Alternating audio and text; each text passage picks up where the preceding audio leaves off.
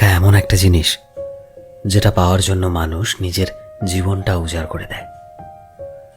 মানুষ বলে যে টাকা সবকিছু হয় না, কিন্তু সত্যি তো এটাই যে টাকা ছাড়া মানুষের কোনো অস্তিত্ব নেই। হাসপাতালের অসুস্থ মানুষটা জীবনে বাঁচা মরার সাথে লড়াই করে চলেছে, কিন্তু ডাক্তারের প্রথম কথা হলো আগে টাকা জমা করো, তারপর চিকিৎসা হবে। স্কুলে পড়লে টাকা, কলেজে শিক্ষা নিতে গেলেও টাকা, আর চাকরিতে সম্মান টাকার কাছে হার মেনে যায়। কোথাও গেলে টাকাটাই সবার আগে দরকার হয়। টাকা থাকলেই মানুষ মানুষকে মানুষ ভাবে। টাকা ছাড়া মানুষটা যতই সৎ ভালো মানুষ হোক না কেন, সমাজ সেই মানুষটাকে অবহেলা করতে শুরু করে।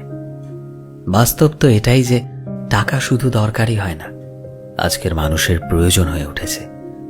যার কাছে টাকা আছে সেই ঠিক, সে সব থেকে বড়, সে সবচেয়ে বড় সম্মানের যোগ্য। আর যার কাছে টাকা নেই, তার সত্যিগুলোকেও সহজে মিথ্যে বানিয়ে দেওয়া যায়।